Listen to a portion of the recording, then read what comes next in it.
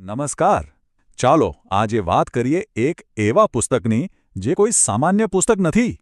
આ એક એવો ગ્રંથ છે જે 140 કરોડ લોકોને એક દોરામાં બાંધી રાખે છે.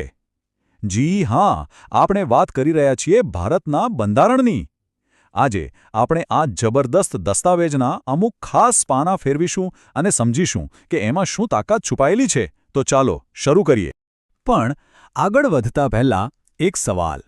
ક્યારે વિચાર્યું છે કે કાશ્મીરથી લઈને કન્યાકુમારી સુધી આટલી બધી બોલીઓ, આટલા બધા રિવાજો, આ બધાની વચ્ચે એવું તો શું છે જે આપણને બધાને ભારતીય બનાવે છે?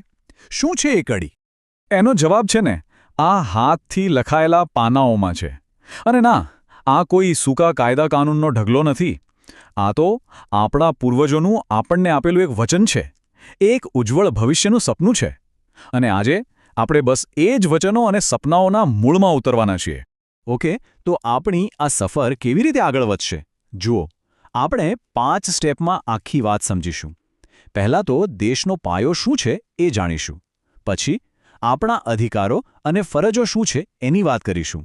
એ પછી સરકાર કેવી રીતે બને છે અને કાયદો કેવી રીતે કામ કરે છે એ જોઈશું. અને છેલ્લે આપણી લોકશાહીને મજબૂત બનાવતી સંસ્થાઓ વિશે જાણીશું. એકદમ સિમ્પલ.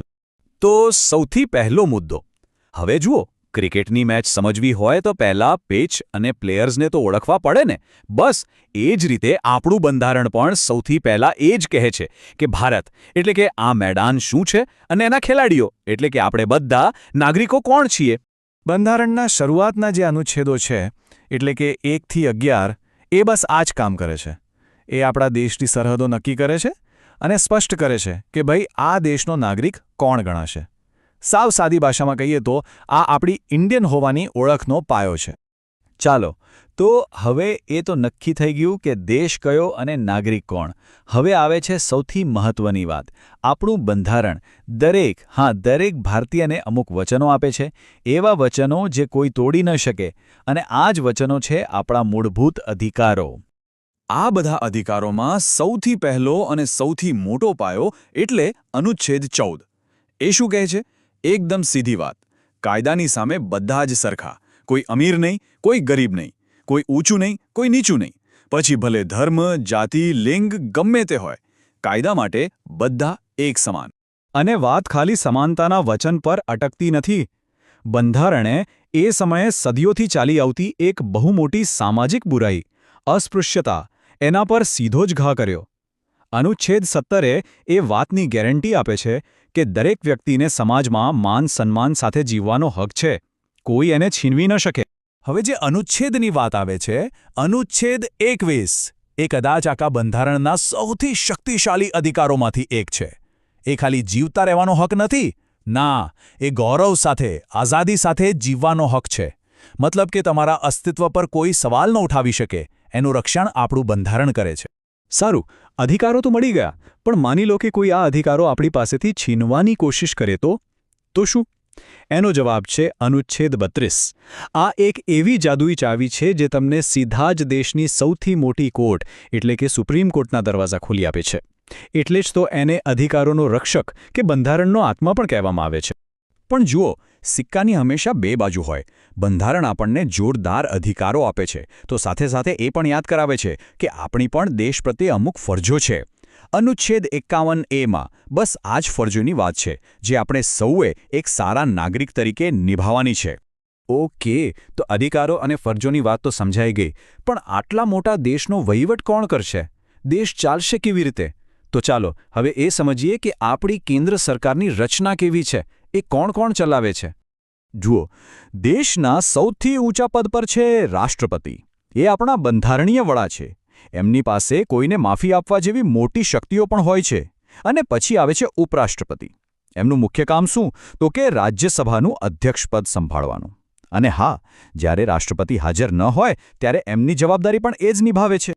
સરકાર તો બની ગઈ, એની પાસે પાવર પણ છે, પણ એ પાવરનો ઉપયોગ કરવા માટે નિયમો તો જોઈએ ને. અને જો કોઈ નિયમ તોડે તો રેફરી કોણ બનશે? બસ આ જ છે આપણો આગળનો મુદ્દો. આપણે જોઈશું કે કાયદા બને છે કેવી રીતે અને એનું રક્ષણ કોણ કરે છે. આખી સિસ્ટમ બહુ જ રસપ્રદ છે.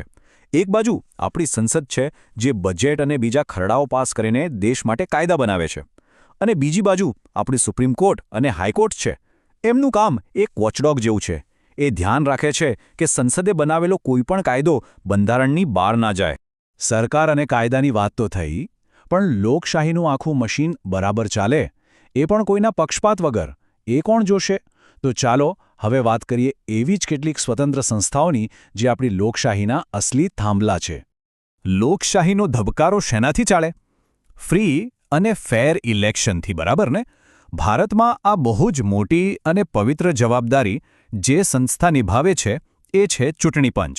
અનુચ્છેદ 324 એને એટલી તાકાત આપે છે કે દેશમાં સત્તાની ફેરબદલી એકદમ શાંતિથી અને નિષ્પક્ષ રીતે થઈ શકે. અચ્છા, દેશ તો નેતાઓ ચલાવે, પણ રોજબરોજનો વહીવટ કોણ કરે? ઓફિસરો. તો આ કાબેલ ઓફિસરો ક્યાંથી આવશે? એના માટે છે યુપીએસસી, એટલે કે જાહેર સેવા આયોગ. અનુચ્છેદ 315 હેઠળ આ સંસ્થા એ સુનિશ્ચિત કરે છે કે કોઈની ઓળખાણથી નહીં, પણ માત્ર ને માત્ર લાયકાતના આધારે જ અધિકારીઓની ભરતી થાય. હવે વાત પૈસાની. જેમ ઘરમાં પૈસાની યોગ્ય વહેંચણી જરૂરી છે, એમ જ દેશમાં પણ કેન્દ્ર સરકાર અને રાજ્ય સરકારો વચ્ચે ટેક્સના પૈસાની વહેંચણી બરાબર થવી જોઈએ. આ બહુ અઘરું કામ છે, અને આ કામ અનુચ્છેદ 280 હેઠળ નાણાપંચ કરે છે, જેથી દેશનું આર્થિક બેલેન્સ જળવાઈ રહે. અને છેલ્લે, ક્યારેક એવો સમય પણ આવી શકે જ્યારે દેશ પર કોઈ મોટું સંકટ આવે. તો એવા સમયે શું? એના માટે પણ બંધારણમાં એક સેફ્ટી વાલ્વ જેવી વ્યવસ્થા છે, જેને આપણે કટોકટીની જોગવાઈઓ કહીએ છીએ. અનુચ્છેદ 352, 356 અને 360નો ઉપયોગ કરીને દેશને કોઈપણ મોટી મુસીબતમાંથી બચાવી શકાય છે. તો આપણે જોયું કે આપણું બંધારણ માત્ર કાગળનો સંગ્રહ નથી. એ એક જીવંત દસ્તાવેજ છે જે દેશને આકાર આપે છે, આપણને અધિકાર આપે છે અને સરકારને રસ્તો બતાવે છે. ખરેખર તો આ કોઈ પુસ્તક નથી. આ આપણા સૌના હાથમાં રહેલી એક તાકાત છે, એક શક્તિ છે. હવે સૌથી મોટો સવાલ એ છે કે આ શક્તિનો ઉપયોગ આપણે સૌ કેવી રીતે કરીએ છીએ? આ સવાલ પર વિચારવા જેવું છે, ખરું ને?